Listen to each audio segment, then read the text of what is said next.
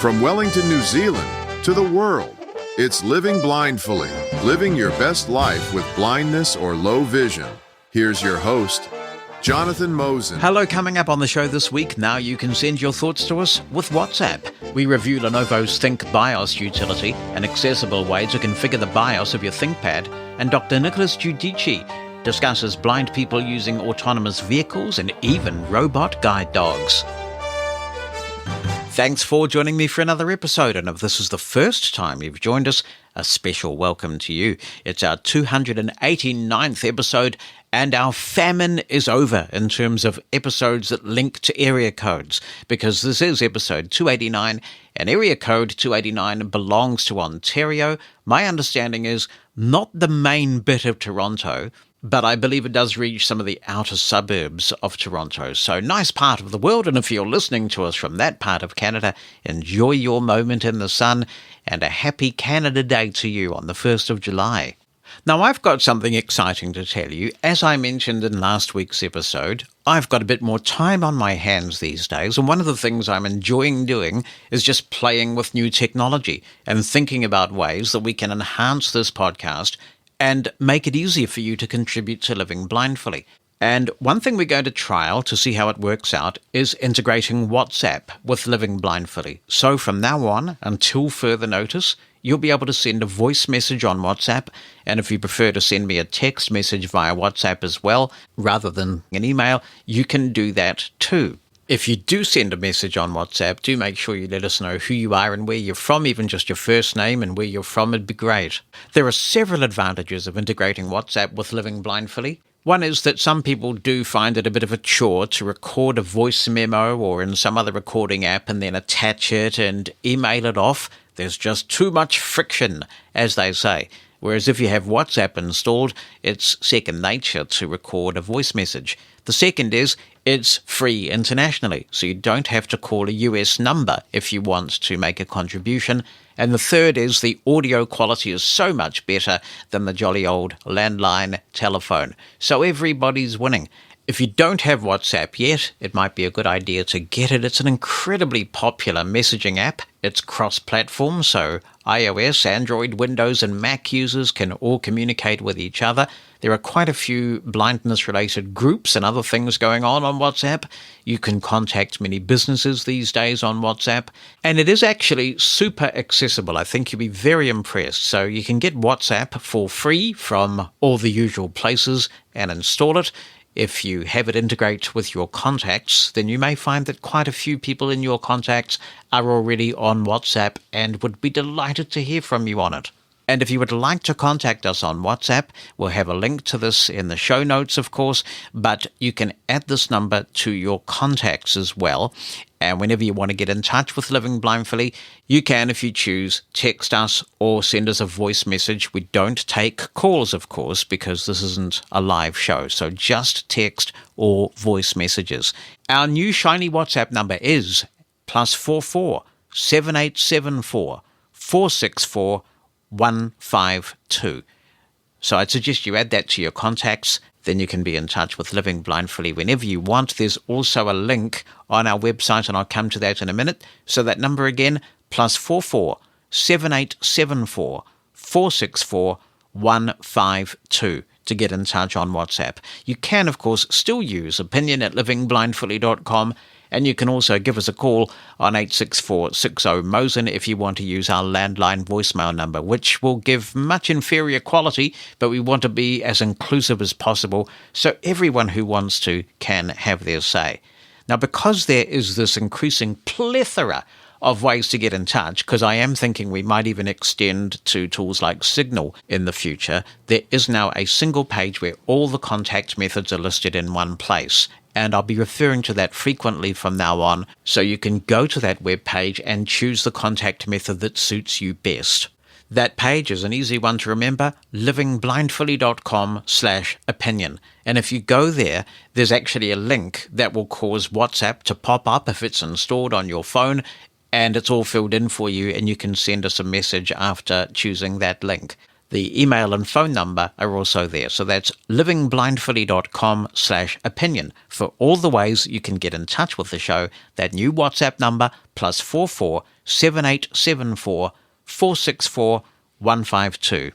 Now, Living Blindfully is brought to you in part by Numa Solutions, who sponsor our transcripts, and we're very grateful for that. But I've got to ask, what the dickens, what the heck is going on at Numa Solutions? Have they completely lost the plot?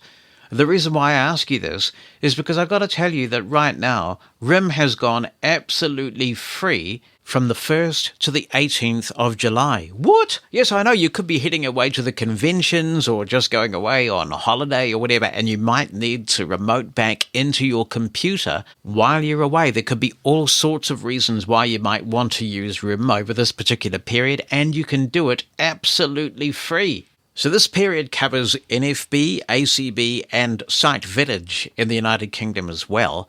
You could be quite entrepreneurial with this, you know. I mean, if you come across somebody who's in need of a little bit of tech support when you're at one of these conventions, you'd be able to RIM into their machine and assist them, and it won't cost you or them anything. This is madness, I tell you.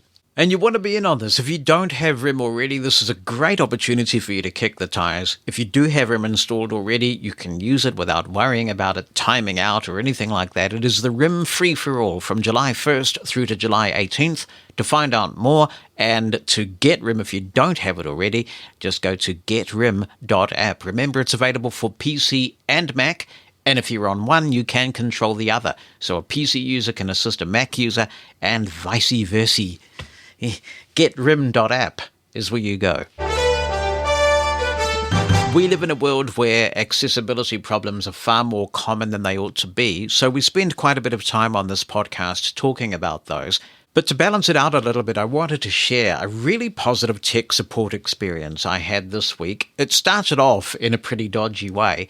For years now, I mean, it might be over 10 years, I think, I've been using a tool called Pulseway. And when I started using it, it was very simple. You would just install this little client on your PC, and then you'd install an app on your iPhone, and it would allow you to do things like check for Windows updates, check whether the computer was up or not, restart the computer. If you've got a computer that supports power over Ethernet, then you can even power the computer up. It's a very handy little tool, and I have it installed on the Mushroom FM computer, and that's what I used it for. And because the Mushroom FM computer is still running Windows 10, every Sunday my time, when we have a live broadcast on Mushroom FM, I give the Mushroom FM computer, which we affectionately call the Mushroom Pot, a quick reboot. And all's well for another week, usually. Now, for quite some time, I've been getting these emails from Pulseway saying, we want you to upgrade to our new Pulseway Teams plan. And I'm on this thing called a Pulseway Pro plan. And I've just ignored them, to be honest, because what I've got worked. And they kept saying, we don't really officially support this anymore. And I kept thinking, I don't care. It does what I need to do. It still works. Leave me alone. Well, I went to reboot the Mushroom Pot on Sunday, like I do, after my invoice had just been processed for another year. It's really cheap, this thing, by the way. I think it's like $17 a year or something.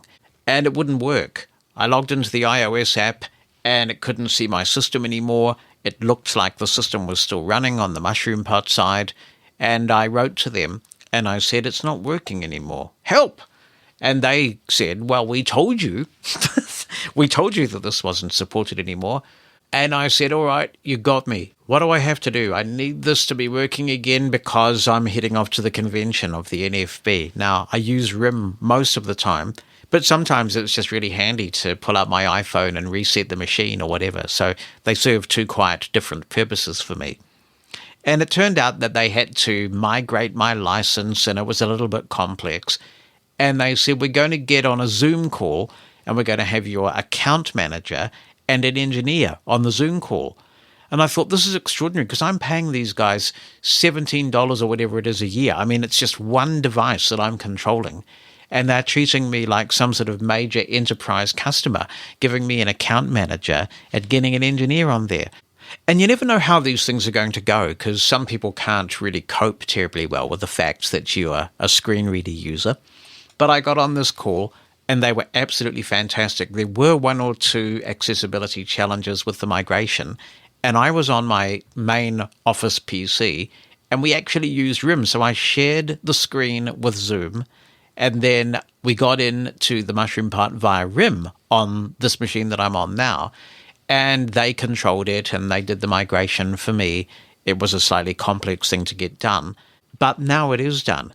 And I was just so impressed with their demeanor, their cheerful way of handling this, the fact that they gave me all of that resourcing, and they're not charging me anymore as well. Because I'm a legacy customer and I've been with them so long, they've given me this much upgraded thing now where I can do things like get notifications when the machine goes offline or when a critical update's waiting to be installed, any number of things that I need to know about. If someone was to log on or anything like that, I get a push on my iPhone now. So I'm getting a substantially better service than I got before, but they've locked in the price, and the service that they gave me when I migrated was just outstanding. I can't recall the last time I had such a good tech support experience.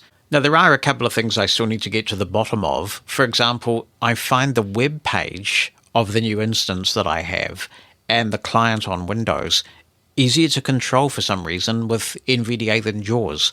I'm not quite sure why that is. I'm sure there's a reason, and we'll probably get to the bottom of that when I get a moment to draw breath. But we're back up and running now. The iOS app is as accessible as it ever was, and just in case I need to restart the machine while I'm away and I just have my iPhone with me, I can now do it. So thank you to Pulseway for going to all that trouble for a tiny customer paying them very little. That is super impressive. Well, as the old saying goes, from the sublime to the ridiculous, because this is the complete opposite of the story I just mentioned, and I'm prioritizing this one because it is important.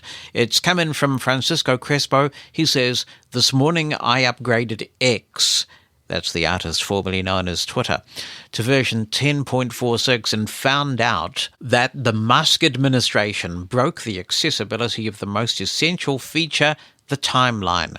So now, when you scroll through the timeline, VoiceOver will only speak the user who sent the tweet, but you'll have to open the post to read its text. It's a terrible regression, and we don't have an accessibility team we can report this to. Is someone else experiencing this same issue? Unfortunately, switching to Mastodon is not an option for me. I would lose access to many news sources if I do. I hope they fix it soon, but I'm thinking, who could I reach at X to report the problem? Hope someone in the audience will have an idea.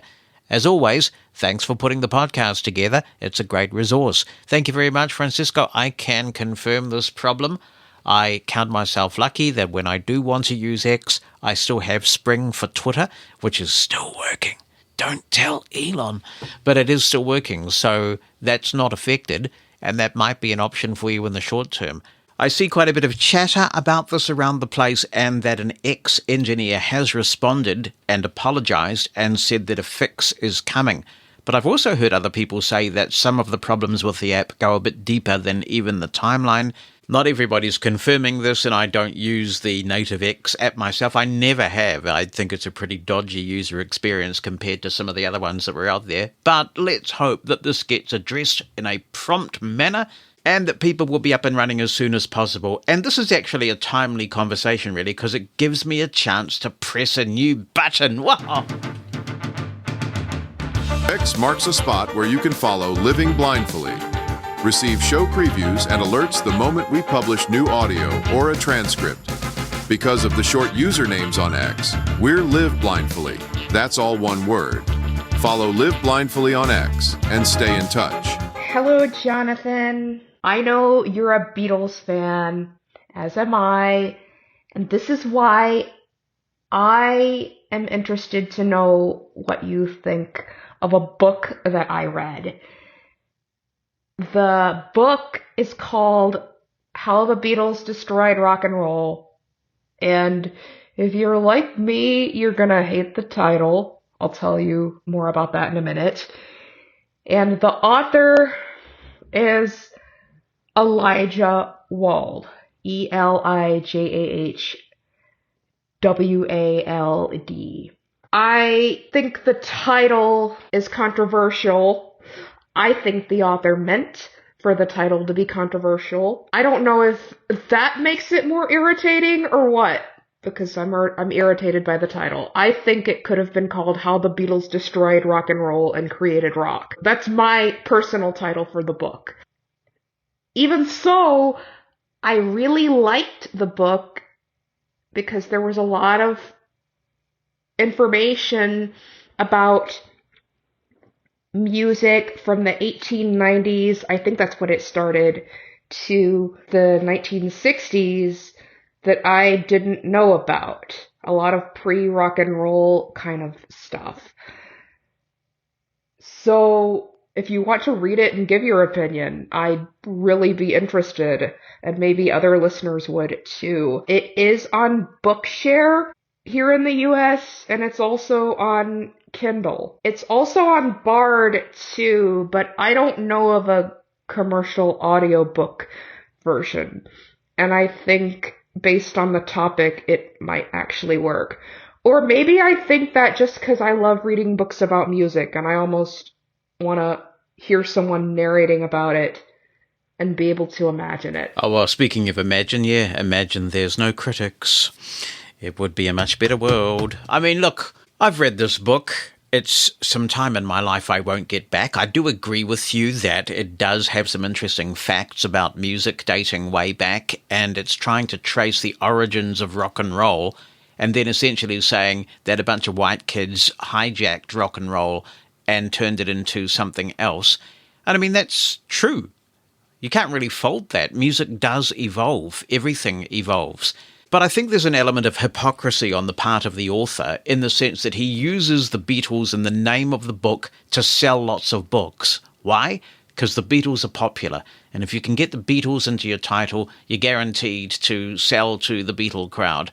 And then it seems like he spends a lot of time telling us how wrong we were for liking the Beatles so much. You get a certain kind of literary critic and music critic that kind of thumbs their nose at the masses for liking what they like.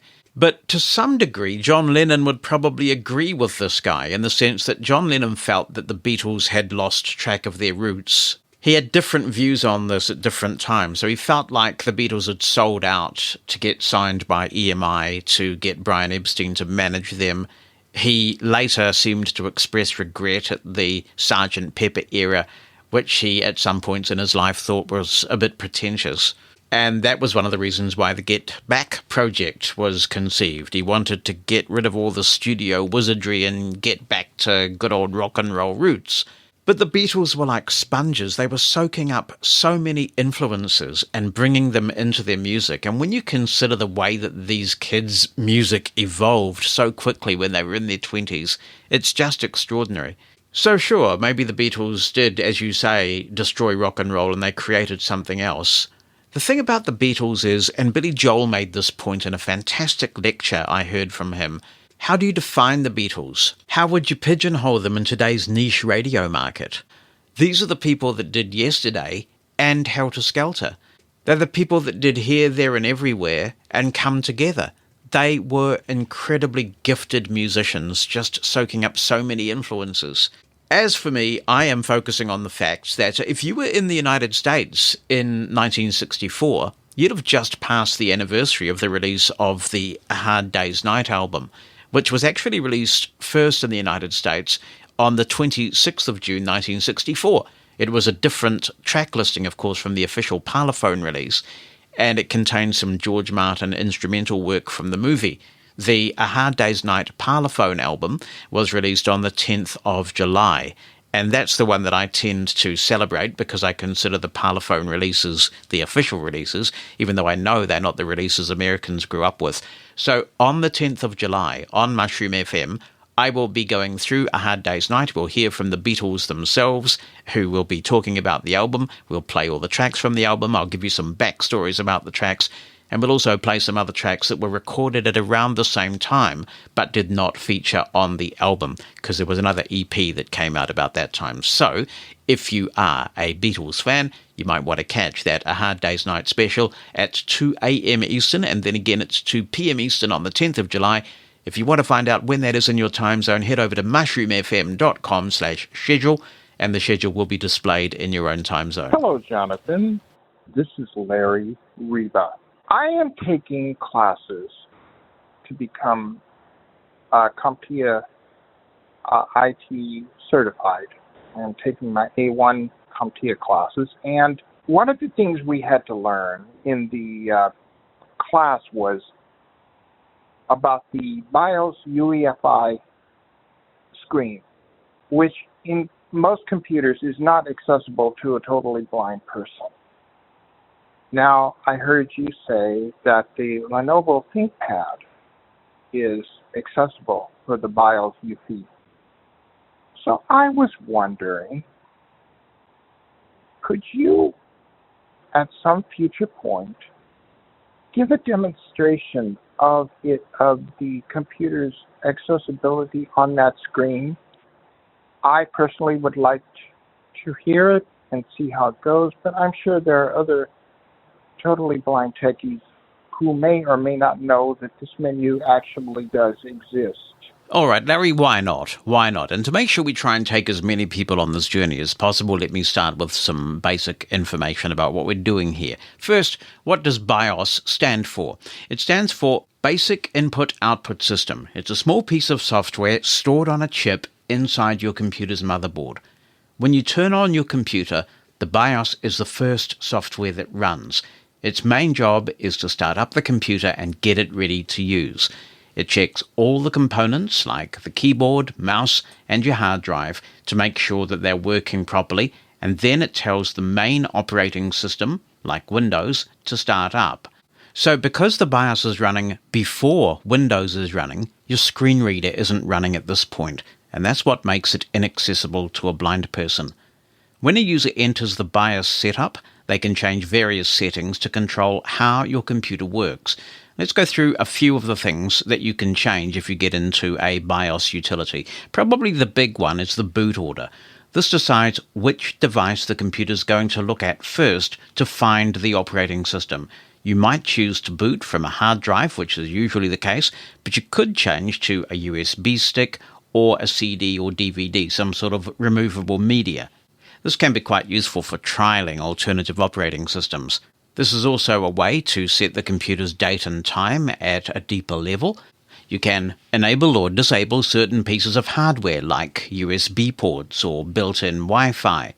Particularly on laptops, many computers allow you to toggle whether the function keys perform their standard Windows functions, which is generally what those of us who use screen readers want, or whether they perform functions relating to the system, like increasing the brightness, changing the volume, or toggling Wi-Fi on and off.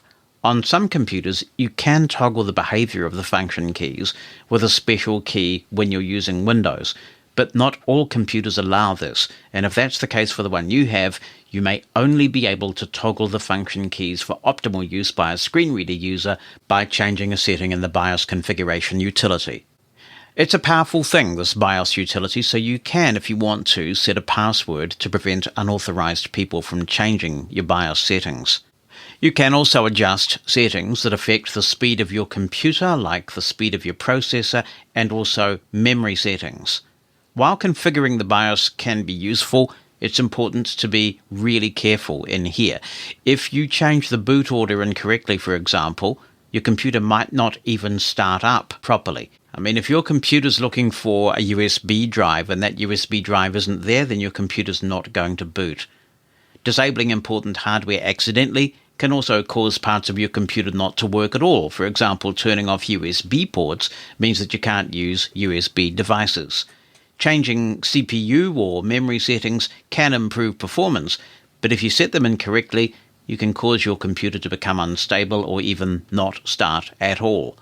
Setting a BIOS password's a great idea for security, but if you forget it, you might have trouble getting back into the BIOS to make changes. Historically, it's been necessary for a blind person to ask for sighted assistance to make BIOS changes. You may be able to get it done by yourself using tools like Seeing AI, but it's a really cumbersome process. Lenovo offers an accessible way for a blind person to configure BIOS on ThinkPad devices, thanks to the ThinkBios Utility.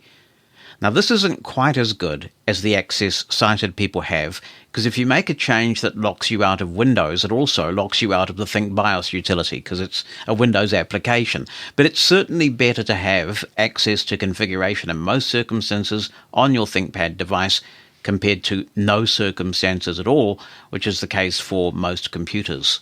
To install this, use your search engine of choice and find ThinkBios Configurator. You can download that and go through the process. There's also a user guide should you need that, and I'm running it now.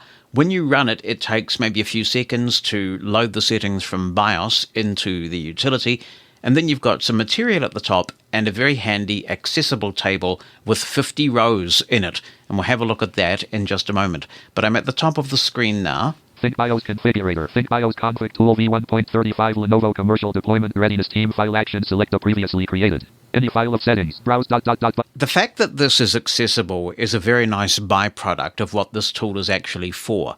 And that is that because ThinkPads are so reliable and good business workhorse machines, you will find ThinkPads deployed in many businesses. And this gives the IT department of a business the opportunity to configure all BIOSes on ThinkPad devices the same way. So you can get it the way you like it, save it, and then upload those settings to other machines.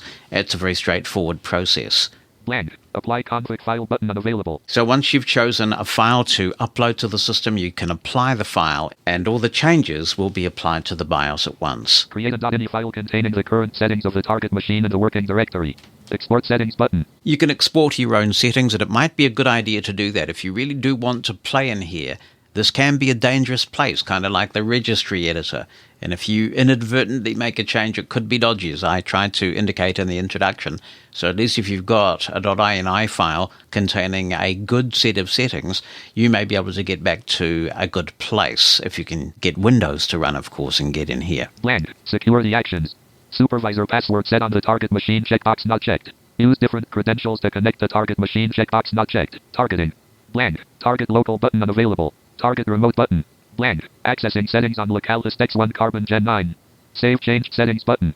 Once we start exploring this big table of options, if you make a change, you will need to save it, and then the utility will upload the change to the BIOS of your ThinkPad. Restore BIOS defaults button. And this is a handy button to know. If you really just want to get things back to their default behavior, this is how you do that. Reset the current settings button. Table with 4 columns and 50 rows. Now you do have this big table here, and this is one way to navigate, and you can investigate settings this way. It also works surprisingly well just by tabbing through. So if I go back to the top, and I'll just tab. File upload edit. Drop. File upload edit. Export settings button. Supervisor password. Use different credentials to target remote button. Save change set. Restore BIOS default. Reset the current settings. Table. Column 2. Row 2. Wake on land. Combo box. Enable. Now I don't have any auto forms mode malarkey going on JAWS. So if I just turn forms mode on. Wake on land. Combo box. Enable. And it's a standard combo box. So if I want to disable Wake on LAN, I just up arrow. Disable. And it's now disabled, or it would be if I saved this. Enable. I'll press tab. IPv4 network stack combo box. Enable 2 of 2. IPv6 network stack combo box. Enable 2 of 2. So this is amazingly accessible. UEFI boot priority combo box. IPv4 first 2 of 2. MAC address pass-through combo box. Disable 1 of 2. Always on USB combo box. Enable 2 of 2. Track point combo box. Automatic 2 of 2. Touchpad combo box. Automatic 2 of 2. If you want to, you can disable the touchpad. Automatic. But you can also do that from the Windows touchpad utility. I personally find myself accidentally bumping the touchpad sometimes and getting somewhere where I don't need to be. So I disable it from within Windows, and then if I'm getting someone to assist me or someone wants to use the computer, they will whine at me about the fact that the touchpad's disabled, and I go into Windows and re-enable it again. I don't think I'd want to disable this at the BIOS level. FN control key swap combo box. Enable 2 of 2. They made a change, I think it was with the 10th generation ThinkPad. But before that, ThinkPads had the FN key on the very far left, where most Windows users expect to find the control key. and the control key would be to the right of the function key. And it used to trip a lot of people up, and users would complain about it a lot. So they provided a BIOS setting to swap them over, which I certainly used, because while I don't think I changed the default when I last used ThinkPads, I'm not sure if you could back then, I've used so many other laptops where the control key's at the far left, it was tripping me up all the time. So it was great to be able to get in here and swap that over. Now ThinkPad have succumbed to the will of the people, and the control key is where you expect it by default in current models. FN sticky combo box, disable 1 of 2. FN key as primary combo box, enable 2 of 2. Boot display device combo box, LCD 1 of 2. Total graphics memory combo box, 256 MB 1 of 2. Boot time extension combo box, disable 1 of 6. Speed step combo box, enable 2 of 2. Now there are a lot of settings here, and I'm not going to explain them all or go through in great detail, but what I'm proving here is that this is a 100% accessible way to configure your BIOS as long as you can get into Windows. So be aware of that caveat. But the fact that this utility does exist and it's so accessible is a big feather in the cap of Lenovo, because it's better than nothing, which is what we've historically had. So that's a quick overview of the ThinkBios utility for ThinkPads from Lenovo. Living Blindfully is brought to you in part by Turtleback. For over 2 decades, Turtleback have been making leather cases for the products we use every day. Many of us love the Orbit Writer because it's a handy little device that allows you to input Braille on the go on a range of devices, and Turtleback have a leather-fitted case for it. It features a protective magnet-secure cover, a zipper compartment, and a non-skid base. Because the case is fitted, all ports and buttons are fully accessible, but the device you purchased is protected. There are plenty of other products at their store as well, so why not check them out? TurtlebackLV.com. That's TurtlebackLV.com. And when you're there and you make a purchase, if you use the coupon code LB12, that's LB for Living Blindfully and the number 12, you get 12% off all your purchases at checkout. If you prefer to make a phone call, they're standing by to receive that call at 855-915-0005. That's 855-915-0005. And remember that coupon code LB12 on the website at turtlebackLV.com. When was the last time you were inconvenienced by your Uber or taxi not turning up on time, or your guide dog got refused, or your friend who kindly offered to drive you somewhere forgot about the commitment that they made? I want my self-driving car, and I want it yesterday. Ready or not, the world is changing fast. Autonomous vehicles have the potential to introduce some of the most impactful change for blind people. So how will it work? What's the current state of the industry? And how do we influence this new technology to ensure that it's useful to and usable by blind people? Dr. Nicholas Giudice of the University of Maine has been giving considerable thought to these questions, and he's blind himself, and I think that's relevant to the discussion. Nick, it's a real pleasure to talk with you. Thanks for coming on the show. Yeah, thanks for having me. You're the director of the VMI Lab. Can you give me a bit of an overview of the kind of work that you're doing in your role? Yeah, so I started the lab. I don't actually now direct it. I'm just focusing on the research side of things. And my role here is thinking about, topics of interest to me in our group. We have a large group here, and overseeing lots of different projects, looking at ways to fund those projects, as is always the case of an academic, and trying to talk with people. This term is like siloed labs in academia. You hear this all the time, but it's all too often the case. You get someone studying something, it may be interesting, and they write their paper and give their conference talk, and then they're done. And I really believe that, if you're going to make a difference in what you're doing, like, how do we get it out to people? So people that can actually use it, how do we get input from those people to make it work better? It's this idea of, I have some ideas. I certainly don't have all most of the best ideas. I get it from the participants that come in and say, "Hey, Nick, that's kind of a cool idea, but you're on the wrong path. Why don't you think about this, or why don't you do that?" And so I think that's really important for designing stuff that actually works. And so that's another big part of what I'm doing, and why I'm excited to talk with you and your community today, because I think hopefully we'll have questions and can give some feedback as well. Having heard a bit about your work and read some of it, I know that you're passionate about the whole concept of nothing about us without us, which has kind of been the catch cry of the disability sector for some time. Jacobus Tenbrook, who was the first president of the National Federation of the Blind, had a great line. He said, "My road to hell is paved with your good intentions." And having been in the product management business for quite some time, I have seen all sorts of people come to my door with products that they thought were the next big thing for blind people, but they hadn't actually thought to ask an actual blind person about the viability of those products. This is a real issue, isn't it? Actually getting us involved in that conceptual phase of a piece of work. You know, this idea of lived experience, I think it's kind of a cliche or catchword that initially I was like, you hear this and it's important. I didn't, until I really started doing research and realizing how many people, as you said, may have great ideas and great intentions, but don't have any idea of like, I saw a blind guy have trouble crossing the street, so I came up with a solution. I'm like, well, have you talked with the person? Well, no. I mean, I saw they had a problem, and so I solved it for them. And I realized how much, and it is most often, I call it the engineering trap. Like it's not driven maliciously. It's mostly driven by, people have some idea, they think that they have a solution, but they don't actually find out about user needs, and they get stuck in their own intuitions, which are often uninformed. And at the end of the day, it's the end users that are the people that really know, what the issues are, what works and what doesn't work. And so I think if you don't bring that into a team, whether it's having someone that's on the team that's, that's blind, or you talk with blind folks and get that input, you just aren't going to end up with making stuff that people actually want to use. And as you know, we have, various mobility devices and electronic travel aids. And, a lot of what I do is in the navigation space, broadly defined. And these things have been around since the 1960s, but the majority of them haven't been accepted. They've just mostly failed because they're not actually solving real problems that people want solved. I guess I'll put it that way. And I think that's something that people are beginning to realize, but it's a slow process.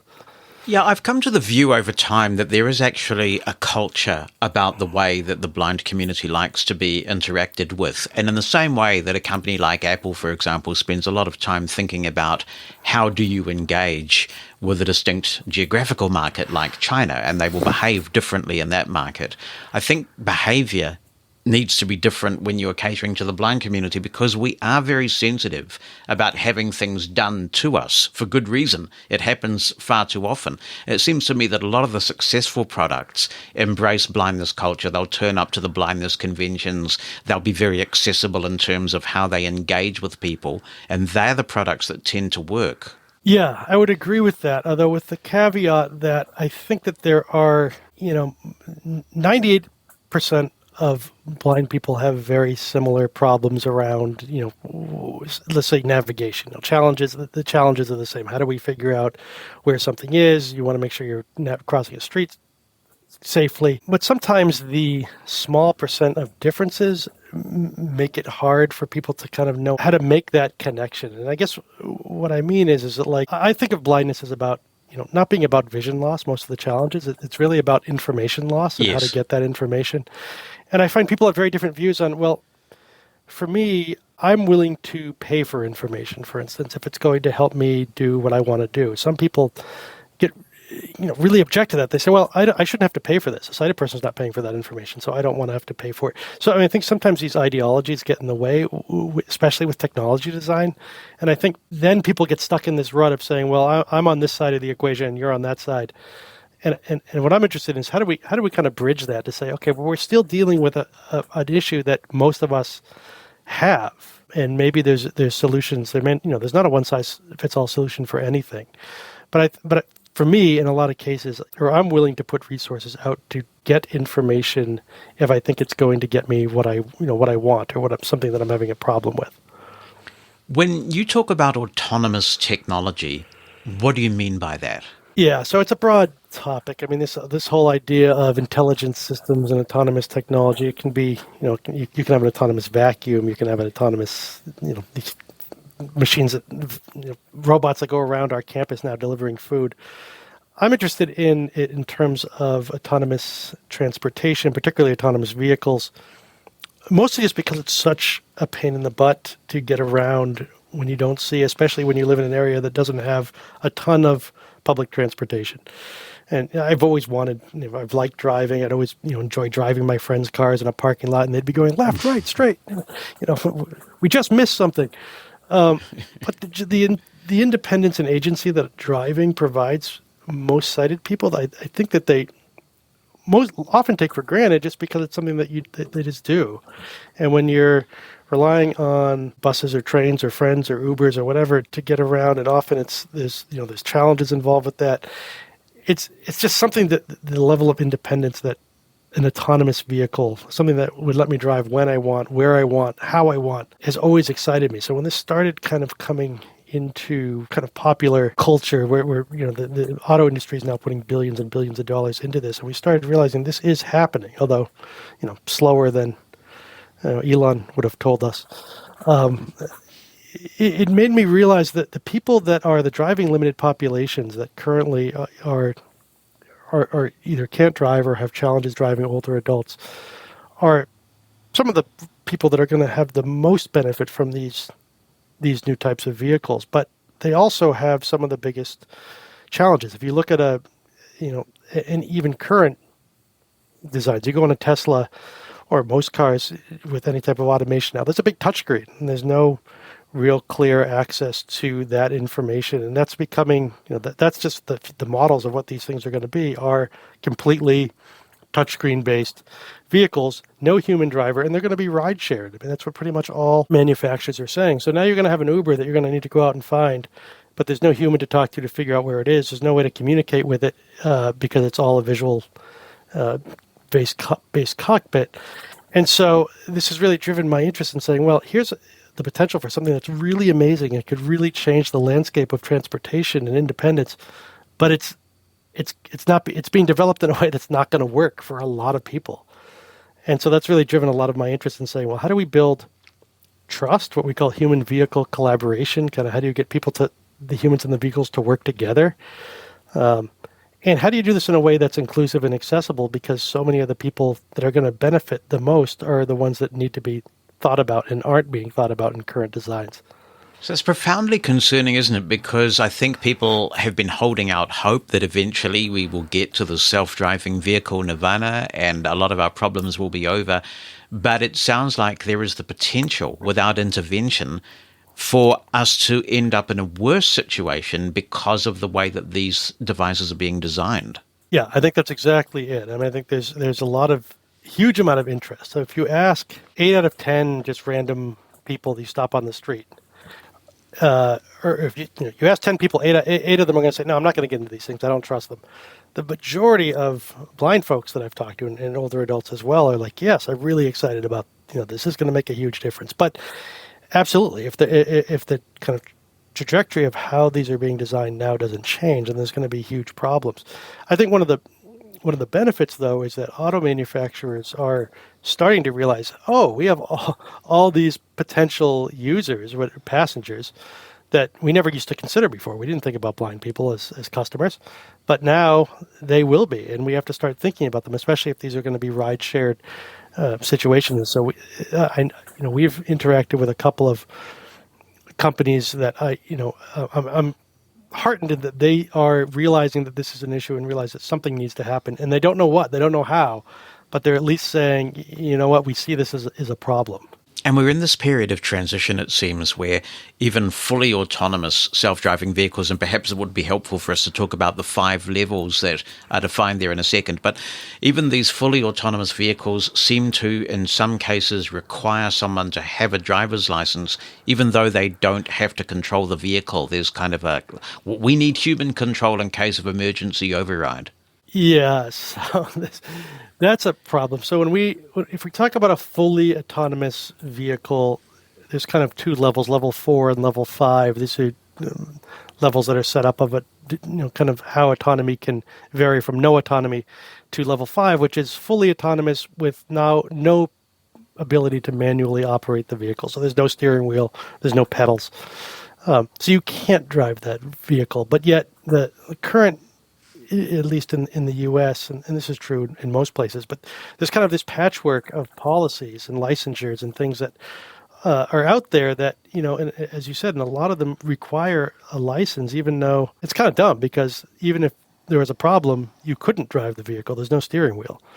And so it doesn't really make any sense, but the technology is way ahead of the policy, and the policy is not at all integrated across different states. And so you have this whole weird patchwork. And it seems like, there needs to be something like an operator's license is what we've kind of argued for, where you maybe have something about age or other factors that kind of guarantee who you are and verify who you are. But it has nothing to do with whether you have a current driver's license or whether you can drive, because that's irrelevant to these future cars. Self-driving vehicles are taking a lot longer to roll out than I had anticipated. Is the problem there fundamentally societal or technological? I just get the feeling that there are a lot of human beings who are very reluctant to surrender control of their vehicles, and that's really what's holding things up. Yeah, it's the $64 million question, or it's there's a lot of reasons, and I don't know. I would say that the technology everyone thought was better than it is. That's part of it. Part of it is, cars are being tested in places that have often clean environments, for lack of a better way of thinking about it. So in Maine, where we are, it can be snowy a lot of the year. The lines get rubbed off the road by snow plows. These are things that cars would really need to use, and so they're not being tested in these types of environments. But I think it is that trust issue. A big part of it is that auto manufacturers want these things to happen. They will reduce accidents to near zero, and there'll be and there's obviously going to be some issues during this transition of semi-autonomous, which we can talk about, which is you hear about in the news. But it's that issue I talked about earlier. People are saying, well, I don't, especially in the States, driving is like this fundamental right that people think they have, and they don't want someone, driving them without them having any control. Like, you may have to actually go the speed limit or follow traffic laws, and that's not things that people want to be told they have to do. It's unclear how people feel about, it's like the classic trolley problem, right? If you take an ethics class, like how will the car decide to handle if there's, it's going to hit a kid that runs out in front of you, or it's going to swerve into a brick wall and kill you. And people don't want to get into a car that they don't know how it's going to deal with that situation. So I think there's a lot of kind of this black box that happens when you automate something. I think one of the things that would be really helpful is to try to visualize that black box. So how do you get these vehicles, and I want to do this in an accessible way, but to show the decision space. So when the car is going to do something, it's going to swerve, it explains why. If the sensors are picking something up and it starts slowing down, it tells the passengers why. I think right now that's all just kind of happening. And I think until that's done better, people aren't going to trust them. I mean, that classic trolley problem is such a difficult thing, isn't it? Because this is a computer we're talking about, and it will make a rational decision that it's programmed to make. It won't be a gut instinct thing. It will make a judgment call about whether you are more worthy of saving than the person who sort of jumped out at you from nowhere. And that is an incredibly complex philosophical issue. And it's going to need to be implemented in code. I mean, that's the part, I can just imagine the lawyers lining up to think about how this is going to fall out when something goes wrong. So how safe is this technology at the moment in your assessment? If we switched to self-driving vehicles at the level that they are right now, would the world be a safer place? Would there definitely be fewer accidents? No.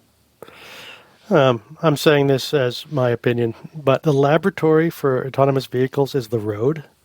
So, normally when you run an experiment, we do something in the lab, we develop it, we iterate on it, we get input. And if we ultimately put it out there, it's pretty well developed and good. And you've done your error checking and usability, hopefully, and all these other things. But that's happening on the road. The big data that's being collected is in all these, algorithms, machine learning algorithms, and they're getting data as they drive, and that's refining and optimizing the system. But it's happening as a process that doesn't take into consideration so many factors. Like a car recently was just stopped, wouldn't go out in San Francisco I'm forgetting the newspaper, but I mean, it got confused by Steam, for instance. It didn't know what to do with Steam. That just wasn't something that was part of the training algorithm. So there's going to be so many things like that if you think about the real world. And that in conjunction with autonomous cars being driven alongside, if we have manually driven cars, humans are, the most error-prone mammals you can think of. And we operate vehicles and do things that aren't rational. And so unless everyone has, I think what will be needed is that all cars, even if they are manually driven, will need to have some baseline sensor suite of the cars being able to talk to each other. I think that will reduce problems, but the path to full autonomy through semi-autonomous, I think, is certainly going to have some hiccups and have some dangerous situations. There's no doubt. Yeah, and then there are some cybersecurity questions, I guess. I read a sci-fi novel that a listener recommended to me actually 2 or 3 years ago, and the whole hypothesis was somebody with nefarious intent hijacked a bunch of self-driving vehicles. So cybersecurity, I guess, must be a consideration there as well. I think I read that same one. Yeah. I mean, that's it's scary. It's easy to spin out different ways of how this would be dealt with, and absolutely going to be something that needs to be thought of more, especially as we start getting these things out on scale. So I have heard from a couple of blind people in fairly recent times who have been in San Francisco and taken a self-driving vehicle. I think they may be the Waymo vehicles, but I could be wrong about that. And it sounds like there is some work going on, at least with Waymo and some of these companies, in terms of thinking about what the user experience for a blind person would be like. And in your work, you've essentially dissected this journey into different component parts about what is required for blind people to successfully use these autonomous vehicles. Yeah, I mean, I think this is true, and I'm sure it's probably resonate with what you found too. I mean, in information access technology, assistive technology, often there's some problem that it addresses, but it addresses a part of the problem. And in the navigation domain, that's so often the case. We get systems that people want to help with some aspect of outdoor navigation, some aspect of indoor navigation, some aspect of transportation access. But like a successful trip is only successful if you can start somewhere and get somewhere on the whole trip. And what's happening with autonomous vehicles and a little bit of work that is going on with humans and even less on kind of the accessibility part of that is often it's looking at, okay, how do we deal with in-cabin access? Like I was talking about before, how do we make controlling the vehicle, interacting with the AI, how do we make that accessible? But that's only one part of it. How do you get to the car if it's going to be ride shared like we talk about? How do you find it? When it drops you off, how do you get information about where you are? How do you get the car to tell you something about, you're going to be sitting in different orientations. There's no reason to sit forward anymore. And so a lot of the prototypes have people in these kind of C shapes or different types of seat orientations.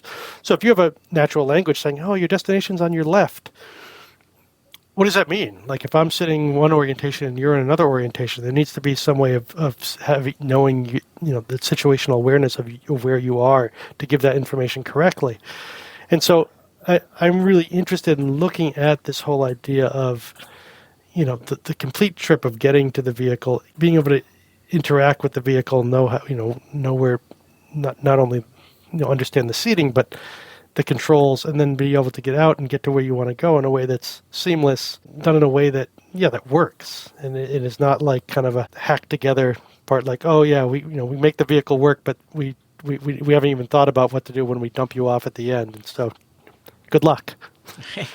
So let's say then that I've called an Uber and I get the notification on my iPhone that says your vehicle is now arriving. How do I find it? So there's a bunch of different possibilities. One of the ones that we're looking at is combining a couple of different technologies. So we've done a lot of work here in the lab on combining navigation information that you normally get through natural language. So, go straight, kind of turn-by-turn route navigation with what we call vibro audio maps. So this is using your phone. And when you're touching the map on the phone vibrates, but you're touching it with one finger. So it has this, it really feels like you're touching a line, even though it's just a flat touchscreen. And so you can trace that line and then augment that information, which is spatial. So it's similar to what you would be seeing if you're seeing it, or if there was you had an embossed map, but it's real time and it's multisensory. So you can then augment that with semantic information. So, cues of names of things or directions in different language. And so in this autonomous vehicle assistant Ava app that we developed, there's a vibro audio map that's giving you kind of showing you the path to where you need to go. There's language, and then it's using computer vision to, and this is all very kind of early stages, but computer vision as you're walking is also trying to giving you information about objects that it's detecting that might complement what your cane or your dog might tell you about. So we did it with overhanging branches and other aspects of cones, because you don't know what the car is going to pull behind. One of the things that people kept saying to us is, well, it may show up, but how do we know it's not behind a set of low-hanging branches or one of these guy wires that comes down at an angle, which I've been knocked out by before. And then we're also using UWB sensors. So these are kind of like radio frequency, kind of like Bluetooth beacons, but they're directional. And so that's giving you proximity information. So as you get closer, you can move your phone around and you can hear when you're pointing at it, it kind of calls out to you. And as you get closer, it gets louder. And so we're trying to play with a bunch of different types of cues. So spatialized audio, vibration, visual for people that either have low vision or can see, and then combining that with several types of sensors. And I think that really that's where we're going to see a solution here. Is we're kind of trying to play with as many types of sensory information as possible. That's kind of my mantra of, don't just make assistive technology work with one non-visual modality. Oh, you can't see? Fine, we'll give you language. That's great, but the brain actually uses all types of sensory information. So why don't we make devices that do that? And then let's use as many sensors as possible to try to be redundant and solve these kind of really difficult problems of where you are in error that's inherent in GPS or these types of issues. So in today's world, I would imagine that a Pro iPhone would be of benefit because that's got the LiDAR sensor and the other ones do not. Yeah, and LiDAR is really good for distance. It's a little bit, we've had some challenges and others are kind of using it effectively. Getting at the iPhone has known for getting to the code level can sometimes be very difficult. So you can access kind of sensors, but you can't control them as much as you can on other types of devices. It's that whole closed open ecosystem thing. But yeah, ultimately that's going to be, I think, very helpful because you get distance information much easier. What's a bit troubling for me about some of this is that the majority of people go blind later in life. Most blind people are over the age of, say, 80. And they have legitimate cause to get into an Uber, to get to medical appointments or just socialize with friends or whatever it might be. And they might not want the learning curve of having to understand voiceover and other technologies just to be able to get from A to B. What do we do about that large group of people? Yeah, it's a really important question. And like the stock answer is, older people are starting to use smartphones way more. True, but it doesn't really address what you're saying. I think that there's going to need to be, for these groups of people, simplified devices that can allow, what we really need to have is two-way communication between the user and the vehicle. However that is. Maybe it's a push button that's using Wi-Fi or Bluetooth or NFC, that when the person comes out, they have a very simple interface with a button that when they push it, the car honks or calls out or blinks its lights. But, I think it's a bigger concern than that because these things are going to be so controlled by an app, especially if they're ride-shared. And so, what's that going to be like? Maybe there's a simplified app, but if someone really is uncomfortable using this at all, I think there's going to be some real issues that are not being addressed. It's really easy to throw a technological solution, even if it's not solved yet, but kind of where it's going. And then you look at the situation that you bring up, and everyone just kind of shrugs their shoulders. I don't know. What do we do?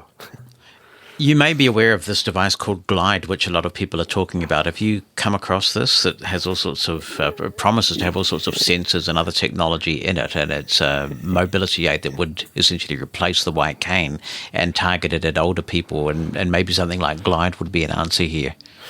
So yeah, I talked with Amos Miller, the Glidance guy, about this for that, and that's exactly what I was thinking, Jonathan. So like helping to get to the car, if there was a way to have something like the Glidance device be able to interact with the onboard computer in the vehicle, then it could help just kind of guide the person there. I was skeptical, and I told him when I said this, this is nothing. When I heard about it, when I did try it at CSUN.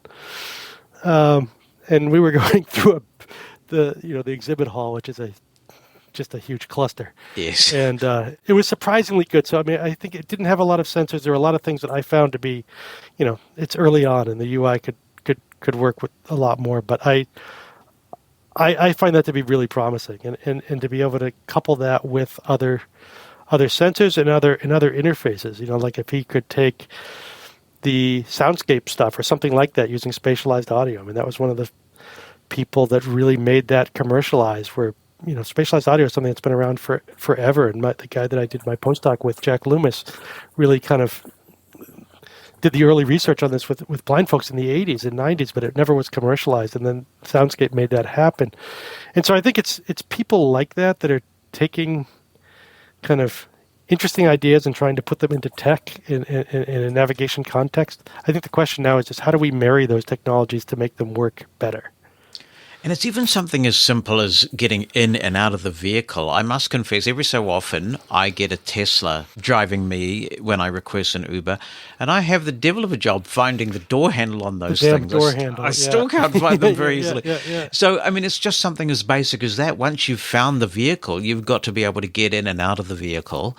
And then, of course, when you're all settled in and you've fastened your safety belt, you've got to be able to have confidence that you are going where you think you're going. Yeah, I mean, the first issue is one, and I'm glad you brought it up, because we spent a lot of time having that computer vision help identify where the door handle is. And a lot of people said to us, well, because this is what a number of blind people that we talked with mentioned this. And others said, well, that seems silly. Like, you can obviously find the door handle, but it comes down to just, it's not always easy, but also you just don't always want to be, it doesn't feel dignified in a lot of ways. I don't know another way to put it. You get there, you start like kind of feeling around all over the car, like, where's the damn handle? And I want to get there and get in and have it just be a seamless process and not have that be a concern. So I think little things like that are what can make a big difference. I mean, but the trust of knowing that it's doing what you want, and if it's not, how to interact with it. I mean, that goes beyond an accessibility issue. That gets to this, what I call the HI-AI kind of connection, where the human intelligence needs to connect with the artificial intelligence in a much more consequential way than, like, if something goes wrong when I'm talking to my Alexa, I don't get the right ingredients. But when you're in a car, like, this can be life or death. Or put you in a totally wrong space. So how to make these types of interactions in a way that are not only accessible, but also in a way that just are usable and make sense. And that isn't worked out yet. You get a lot of AI people that know nothing about human intelligence. People that study human intelligence often don't know about AI, but what we need is that bridge. And that's true for all these autonomous and kind of intelligent technologies. And I suppose there will be varying degrees of interest that a blind person has in terms of knowing about their surroundings as they're being driven by the vehicle. And it may vary from journey to journey. So there will be times when I just want to curl up in the back seat with my ThinkPad and get a bunch of work done when I'm on a time crunch. And there'll be other times, perhaps when I'm at a different destination on holiday or something, where I want quite descriptive scenes of what we're passing and what roads we're taking. So that's another factor to consider. Yeah. Absolutely. I mean, I can't tell you how often I'm in a car asking people, what are we going by? What are we going by? Yeah. What are we going by? And my partner's, sometimes she's just like, I need to drive. Yeah. And then other times, I don't want to know anything. I'm like, would this thing stop telling me stuff? How to get that right is a challenge, and it's going to be really individualistic. I mean, it's not a one size fits all. And I think, you can do focus groups and you can talk to people and they can say, I want to know this, I want to know that. But you're going to always want to know something different than me. That's just what makes us humans. Yeah, do you imagine a voice UI? I mean, I used to be quite skeptical of voice UIs like Alexa and Siri and those kinds of things. But now that I see what ChatGPT is able to do, it's becoming increasingly sophisticated. You may well be able to have a conversation and say, hey, car, what are we passing? Tell me about this destination or whatever. Yeah, I really do think that's something that gets around a lot of different abilities, disabilities. I mean, there are dialects and, language issues that could happen. But I really do think that is going to be a big part of what happens. And the underlying, large language models and whatever the AI that's being used is going to obviously make a huge difference. But I don't think there's any way around that is going to be a big part of how we move forward. How good it is, sometimes I'm amazed by these things that will describe a scene and I'm like, yeah, that's actually really impressive. Yeah. And then another time it'll do something you're like, that's impressively dumb. Like why did it do that? And you have no idea. Like that. At the risk of oversharing, now that we're talking about being in the vehicle, I have this recurring dream. It's not like every night, but it's every so often that I'm in a vehicle and I'm with a friend who was driving that vehicle. And suddenly I realize, oh my God, this friend of mine is blind and they're driving the vehicle. And I wake up in a cold sweat and I think, I'm in a vehicle with a blind guy, and it wakes me up. And I don't know what that dream is telling me. But I do wonder what my first experience in an autonomous vehicle would be like. I have not been in one yet, not a fully autonomous vehicle. But is there some sort of human adjustment required, particularly maybe for a blind person who realizes, there is not a human being in this driver's seat driving this thing? I don't know the answer. I think I think there absolutely will be. I mean, I think a lot of people are going to have that. I don't know. I mean, I feel like blind people are so used to having other people drive them, and I know that I am sometimes critical of like, oh, I could just tell by how someone's driving. I'm like, oh, I don't think that's how I'd drive.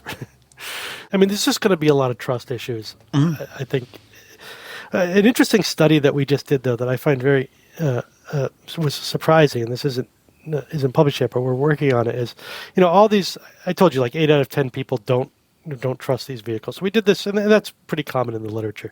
So we did this big survey, got a lot of people saying, would you take, I forget the exact question, but something like, would you be willing to take an autonomous vehicle at the end of the day?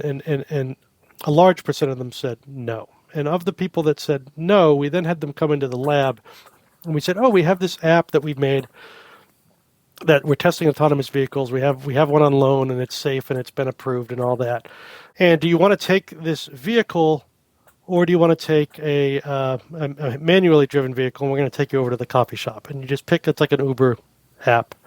And, we want to see how people like this. And the people that came in that said that they absolutely would not use an autonomous vehicle, as soon as they had that opportunity, they chose that they would. And then they walk out to the car and it's a fake, and we stop the study. We're like, all right, we were just studying this. We don't actually have an autonomous vehicle. But we're trying to pit this idea of when human trust and your ideas about trust may conflict with your actual perception and your behavior. And so I think that this kind of shows that people may say they don't trust these things, but their interest or their kind of intrigue or what have you, actually is quite different, and they actually want to do it. They want to believe that it works, even if they're kind of skeptical. And so I don't know what that means for large scale deployment, but I think that the idea of everyone saying these, the naysayers are saying that there's too much of a trust problem, these aren't going to work. I think it's certainly going to be a part of it, but I think a lot more people are going to do it just because they're interested. So then you get to your destination, and we know from GPS applications that those last few meters have always been the challenge for blind people, because GPS is not so accurate that it can help you find exactly where the door is, for example, of an unfamiliar building. There may be parking issues. It may be that the vehicle can only park some distance away around the corner from where you need to be. So there's another complicating factor there. Yeah, I mean, it absolutely is. But I think that this is where that idea of sensor fusion, or kind of being able to use different types of sensing information. So the GPS will have some aspect of this. I think there's going to be a part of this that's computer vision, and I feel kind of everyone always says, "No, computer vision's the answer to everything." I don't think that's the case, but I think it's going to be really helpful if you can have a camera either on the car or on the person or some way that can look around if it has good enough, these underlying models that can describe what's there, and then can connect that up the nearest GPS fix to be able to kind of reduce that error of that last meter problem. So I think it's going to be kind of a handoff of a number of different technologies, but I feel like that's a solvable problem. I think it's not yet, but I kind of see how it could happen. Yeah, because again, there are people with a wide range of mobility levels of comfort, and you do have people who use services. We have a category in New Zealand that I don't think is available in the United States for some reason called Uber Assist. And when you call an Uber Assist driver on Uber, they understand that if you require to be assisted into a building and taken to a particular place in that building, they will do that. So there is the potential to alienate a lot of people who have mobility challenges or just don't have competent orientation and mobility skills. Yeah, I mean, absolutely. I can't imagine there'll be like a little robot that jumps out and like guides you. Yeah. Well, yeah, we can come on to that actually, because there's another interesting topic. Let me ask you about the way that self-driving vehicles might be implemented in the community, because I guess when I started on this journey hearing about self-driving vehicles, I thought, I want to be the first person in New Zealand to own one. It doesn't look like that's the way it's going. It looks like that these vehicles are utilities that you would summon through an app. Is that correct? Yeah, I mean, I agree. I want to own one too, but I mean, pretty much all the projections that we've read and the car companies that we've talked with, I mean, everyone is pretty much talking about these things being kind of a ride share on steroids type model. I think part of it is that they're going to have a lot more expense. I think part of it is they need to make sure that they're being maintained and everything is being updated, and you don't want to have like some cars that you didn't do your updates, so it's not communicating with other vehicles. I think it's just having control. Again, I don't have the crystal ball, but that is pretty much what the current consensus of thought is. How far away are we, do you think, from self-driving vehicles being the norm? I mean, it really struck me as disappointing that after channeling a lot of money into this, Apple has now abandoned its own self-driving car plans. So it kind of feels like this thing is not moving nearly as quickly as many of us hoped it would. Yeah, I'll certainly agree with that. I mean, my answer to when it will be, I mean, we might as well just go play roulette at the casino. I think it's going to be sooner than others. I mean, you hear everywhere from 2 years to 25 years. I think within, there are cars that are out there. There's scenarios that are in kind of constrained situations that are already doing this. The norm, I don't know. I think within 5 years, we're going to see a lot more autonomous vehicles, and perhaps within 5 to 10 years, we're certainly going to see that most cars are going to, even previous, older manually driven cars are going to be mandated to have a suite of retrofitted, if it's an old vehicle, sensors, so that they can at least communicate with each other. When it's fully autonomous, I think this is going to take some legislation. There's going to be huge fights about it. I don't know. Yeah, and there are lots of public policy questions, right, that still have to be resolved. It seems like, as you said earlier, there are some states where this is really moving ahead quite quickly in urban areas, and others just aren't touching it. Don't want to go anywhere near it. I mean, you talk to DOTs, the Departments of Transportation in some of these states, and they're like, we have no ability to do all the infrastructure that's needed to make this work. We're petrified of this. And then other ones are saying, we can't wait. This is going to cause so many less pedestrian hits and all these things that are on the rise that are really scary. But it's a huge policy nightmare. And I do really believe the technology will be ready to do this far before the kind of legislative landscape is in place.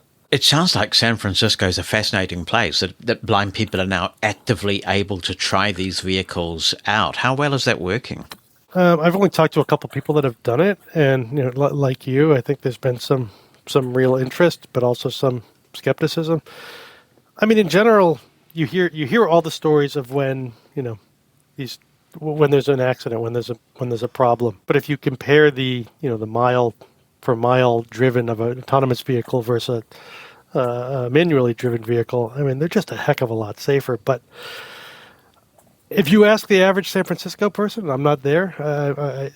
So I've only going by friends that I've asked. I mean, I think people are kind of interested but skeptical. Because we're far less forgiving about machines making an error, aren't we?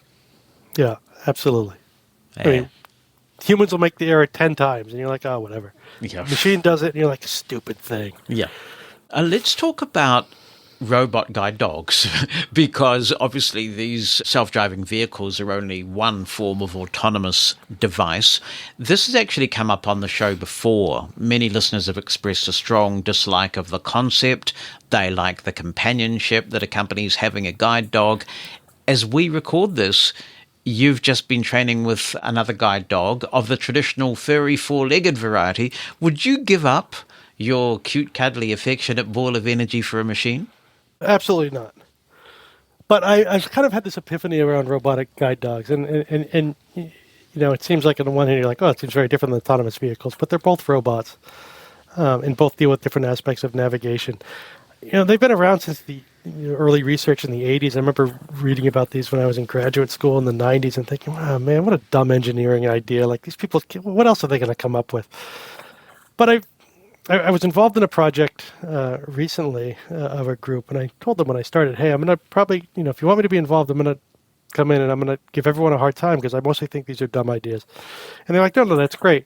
And what they really wanted to do is not come at this from the engineering trap standpoint, where, just from the engineering mind focus, but to think about it from what can we learn from understanding the human dog team and how that partnership works by interviewing blind guide dog users, by interviewing guide dog trainers, by going under blindfold, by watching people.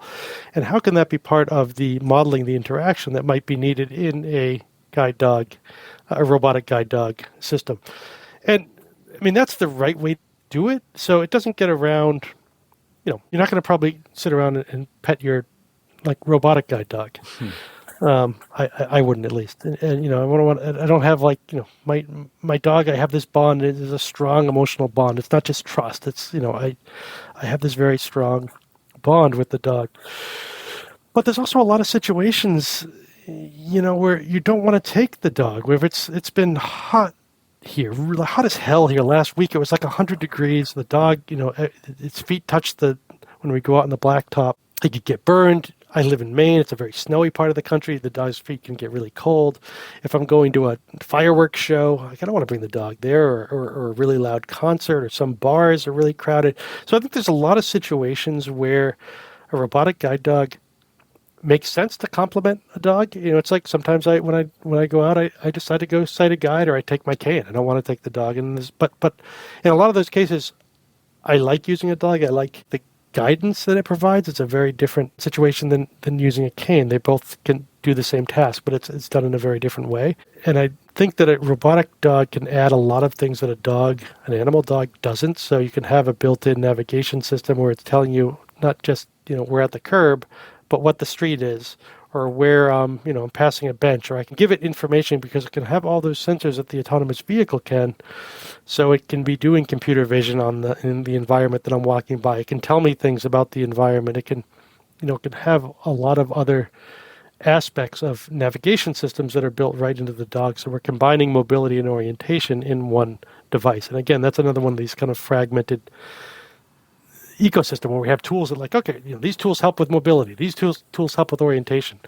But the complete trip that I talked about earlier is also you need to do mobility and orientation, or however you want to think of these words. But you need to be able to find and avoid obstacles and know about your local environment, as well as orient in the environment and do spatial updating and build cognitive maps and these things. And they're both relevant. And so if you could collapse those tools into one device, like a robotic dog, I think there's a lot of potential there. So it's not an either or at all for me.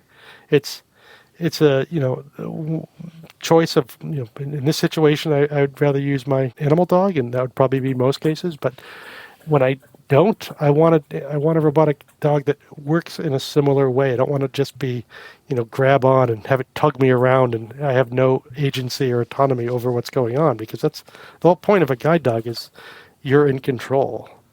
And I think that's what's been missed in so many of the last decades of this robotic guide development.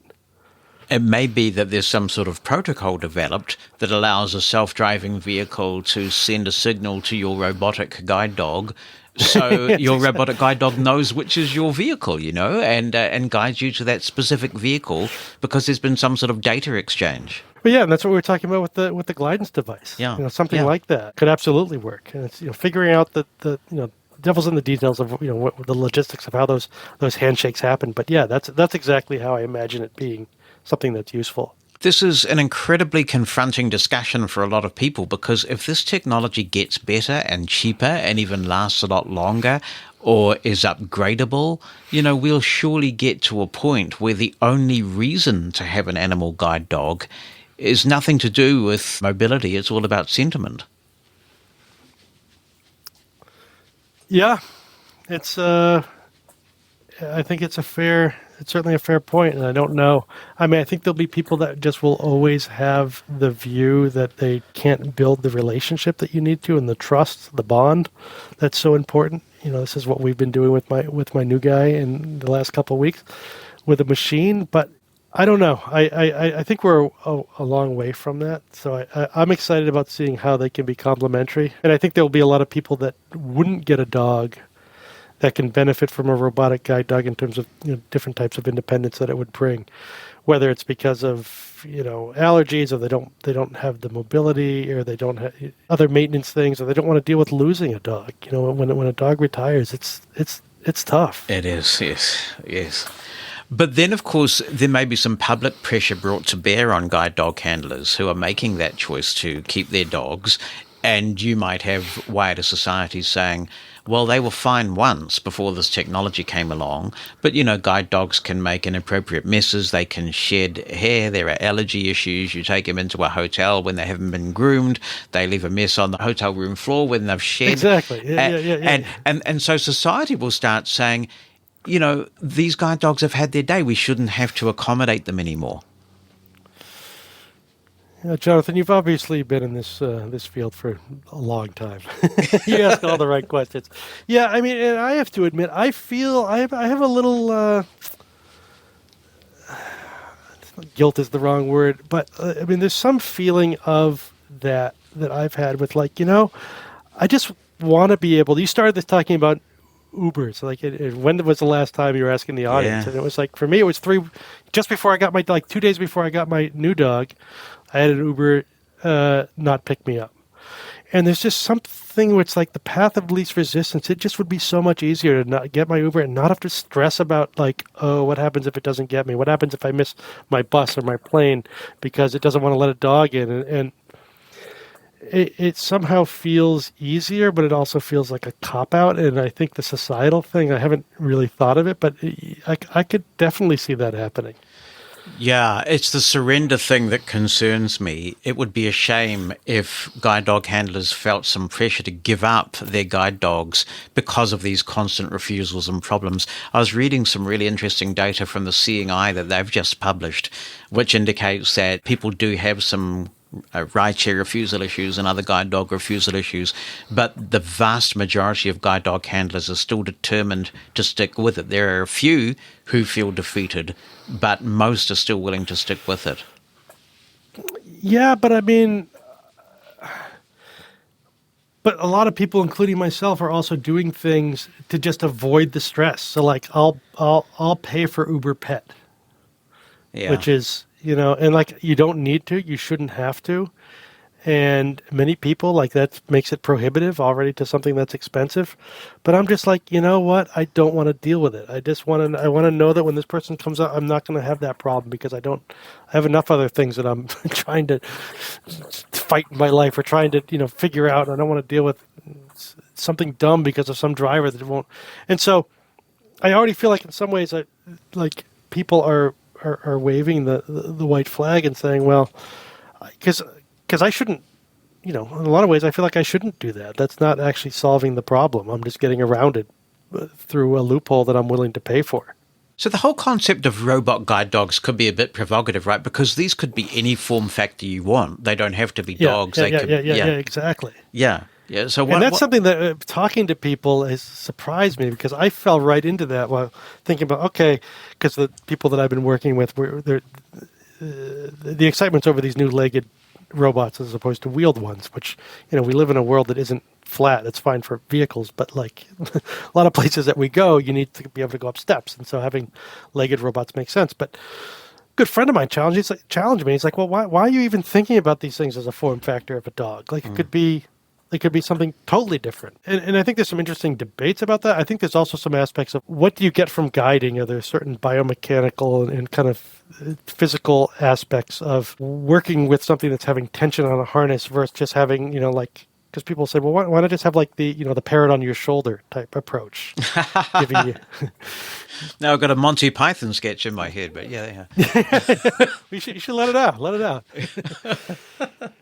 Yes, or even some sort of robotic humanoid that you'd be going sighted guide with or something. There's so many things that are not worked out.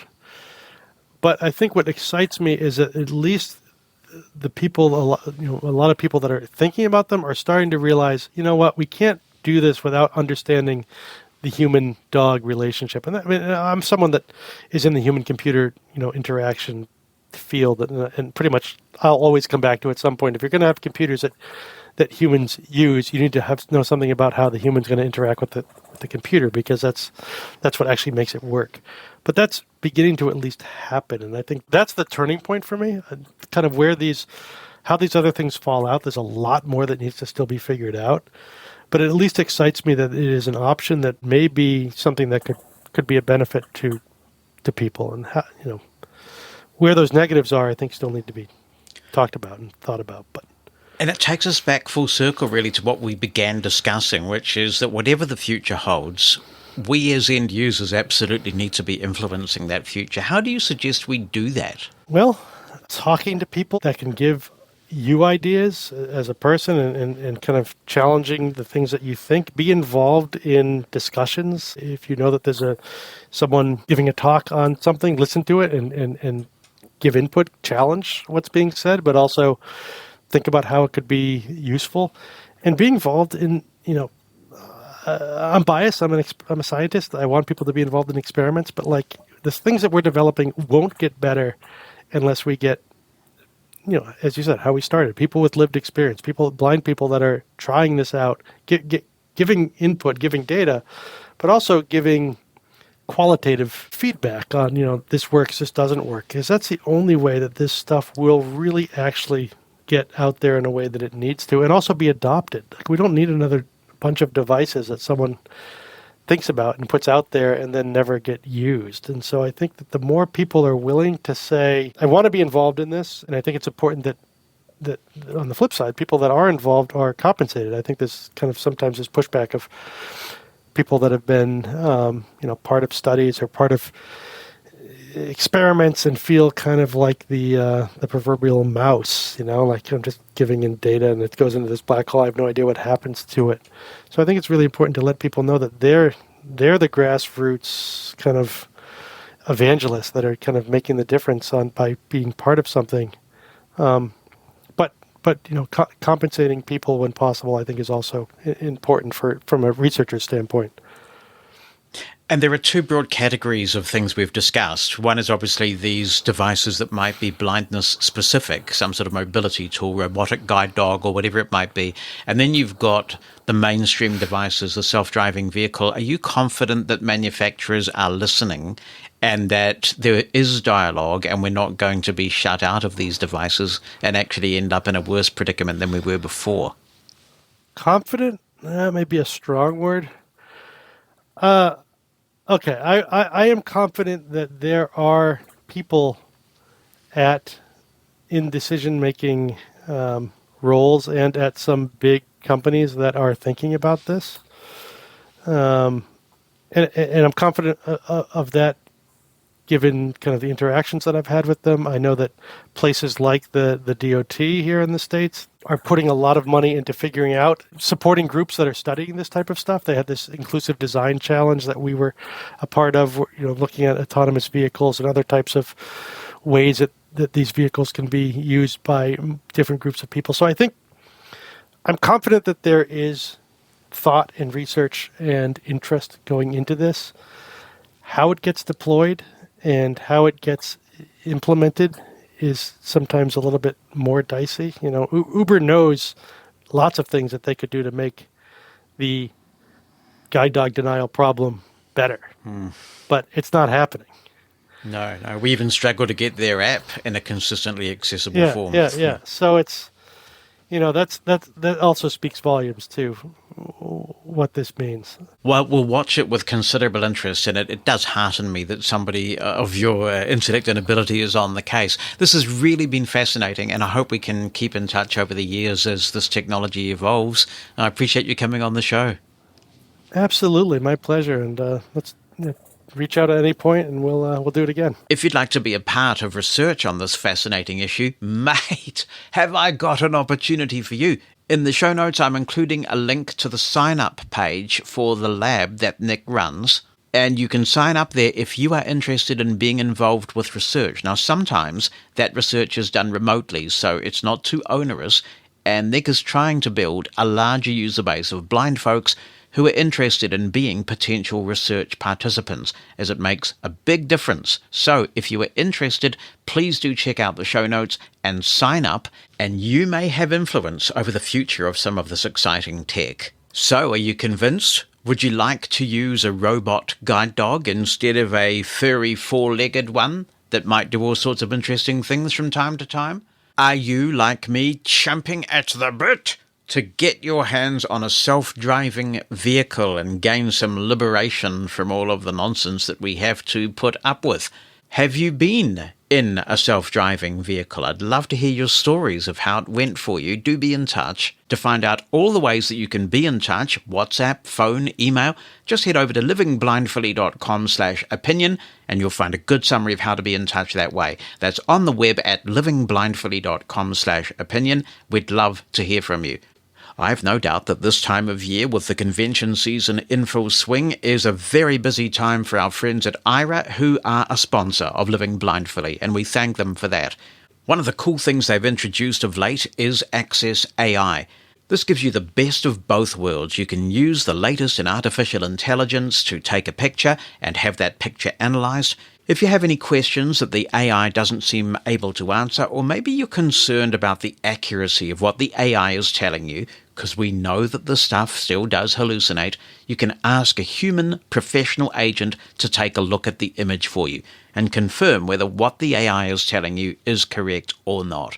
Now, that is a fantastic tool to have in the toolbox when you're traveling, such as many people are at the moment. Make sure that you're enrolled in Access AI from Aira.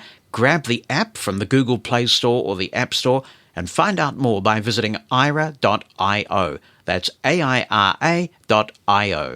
A few episodes ago, we were talking about the joys of laptop layout, and Stephanie was talking about how she wanted to be able to use the Capslock key in desktop layout.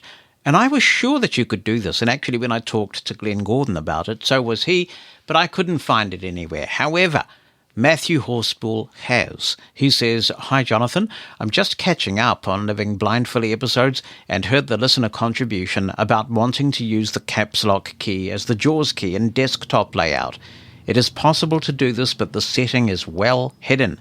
Are you ready for the numbered steps? Here are the numbered steps. 1. From the JAWS window, go to Options menu, Basics, and make sure Use Keyboard Layout is set to Desktop. 2. Open Settings Center. If you do not have a functioning JAWS key, you can do this from the Utilities menu of the JAWS window. 3. Press Ctrl-Shift-D for Delta to load the default file. 4. Tab once to the tree view. 5. Press K for keyboard and right arrow to open. 6. Down arrow to General and right arrow to open. 7. Down arrow 3 times to JAWS key for desktop layout. 8. press the spacebar to toggle this to caps lock. But wait, there's more. Wait. You're not finished yet. Press enter. What are we up to now? Number 9. Press enter to save settings and close settings center. Hope this helps. You're a genius, Matthew. A genius. Thank you. Hello, Jonathan, and hello, everyone else listening to Living Blindfully and in this community.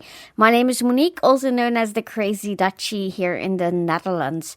So I just first of all want to say thank you, Jonathan, for all the hard work you do week in, week out, next to a full-time job, and I'm pretty sure podcasting in its own is a full-time job, the way you do it. And also thank you to everyone in the community who is always willing to participate, comes up with suggestions if someone is looking for something or is having a problem. I really enjoy listening to the podcast, or if I don't have time for that, reading the transcription. So that's really cool. What I really wanted to talk about today was advocacy. This has been talked about a lot, and I will honestly and freely admit I'm not the best at it. But it is important. I do recognize that. So to anyone who's thinking, why should I bother? You should bother, because if something isn't working the way you need it to work and you suffer from it, or you can't get stuff done in a timely manner, that's really not good for you. And so anytime that something really doesn't work, of course you have to stay polite. That's always important, but you can communicate clearly what's wrong. I finally decided yesterday afternoon, as I was sitting on my balcony, to take up an issue I was struggling with for the last 6 or 7 months or so. Yeah, that took me a while. So that was when we have an online shop here, a grocery store, a picnic supermarket. And you can order there through the app online, and they deliver it at home. A really great service, but in the last 8 months or so, their app has been degrading a little bit more each time. And yesterday I updated the latest, and oh my god, there were really a lot of weird accessibility issues in it. It wasn't entirely unusable, but well, there's a difference between unusable and accessible. So you would have this list of items, and it would say name of item, name of brand, and then it would say the price and the amount of items. But it wouldn't tell you the specific flavor of breakfast cake, for example. You have breakfast cake from different brands, and they have different flavors. But you would say breakfast cake from a picnic, such and such price, 5 slices, and you wouldn't know the flavor until you put it in your basket or looked at the details. There were other weird issues as well, and so yesterday I finally took the time to write a very long, detailed email explaining all the ways in which I think the app was really not working well and what trouble it was causing me. I sent it off, and today I actually got a reply, within a few hours I got 2 replies. Reply 1 was, thank you for sending your feedback. We really appreciate you sending it. I've passed it on to our app developer team, and they will go work on it as quickly as they can. And if there's any more problems, please let us know, and we will actually we will do our best to fix it for you. And then later I got this message that said, thank you once again for sending your feedback. I've passed on your messages to the developers, and I got a response from them thanking you for your very detailed feedback that they're going to work with. He couldn't give me an estimate as to when they will actually get it done, but they will get to work on it. So now, of course, is waiting and seeing what they do with the feedback, but at least it's been passed on and they're going to work with it. And if there's more issues, they've asked me to get in touch again. I think that's really good, really nice response. I know it doesn't always work that way, but until you communicate nicely, friendly, and clearly what you need and what isn't working, you won't know how they respond, and you might miss an opportunity. So thank you, Jonathan, for inspiring me, for encouraging me. Thank you all for doing so, and keep up the great work and the great community. Thank you. Bye-bye. Well, good for you, Monique. And you see, the thing is, if you don't try, you'll always be left wondering what might have happened if you had. Nothing ventured, nothing gained, and all that. So that's very good follow-through from them. Hopefully that will continue into something tangible. And if you don't hear anything in a month or two, I would give them a gentle nudge, re-forward the message to them and say, could I just please get a progress update on this? But well done for taking that big step. It is an effort to write it all down, to not be too grumpy and defensive and putting people on their guard, and just methodically chronicle the areas where you think improvement is needed. And it sounds like you did a brilliant job, so well done. This email comes from Coffee Dream, and it says, hello, I look forward to listening to your podcast sometimes. Thank you for providing valuable and useful information. I am Japanese, I am completely blind and use a hearing aid in one ear and a cochlear implant in the other ear. The manufacturer of the hearing aids is Phonak, and the manufacturer of the cochlear implants is Med-El, that's MED-EL. We, an organization of the deafblind in Japan, request that television be made accessible to the deafblind. In the process, I learned that there is an app called All 4 Access. That's all and the number 4 and then Access. That is a TV viewing app for deaf-blind people that displays TV subtitles in Braille with an uppercase B. It seems that it is being put into practical use in parts of Spain and the United States. There also seems to be an app called Go CC for All that notifies you of emergency alert information. Is there anyone using it? If anyone has used it, please let me know your thoughts, as I would like to use it as a reference. That's a great question. Thanks for writing in from Japan, and I hope that anybody who has used those apps can be in touch and tell us how they're working out. I don't believe we have those in this country, and I haven't come across them before. I know that Scott Davitt tunes in from time to time, and he may well have. He's keeping his finger literally on the pulse of this stuff, and others may know too. So let's hope we get some feedback for you. Hey, Jonathan, it's Dennis Long. Just wanted to call and give a recommendation. I know some time ago I had said the Hable One was a good product, but I found a better one, and that is the Orbit Writer. Now, let me explain what makes the Orbit Writer better. It has proper integration of Braille tables, such as the old North American Braille, the old, what some people refer to as AEB. I forget what the actual name is. But it has that properly integrated because iOS uses the LibLouis tables. It also works with JAWS, NVDA. It works on iOS, iPad OS, and with Apple Watches. The Orbit Writer also supports multi-device pairing.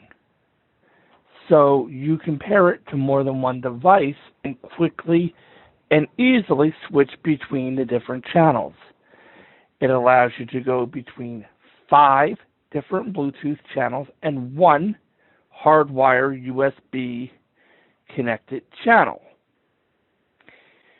Want to use your Orbit Writer while on the go? No problem. Just go grab the new turtleback case for your Orbit Writer. This turtleback case allows you to use your Orbit Writer while on the go.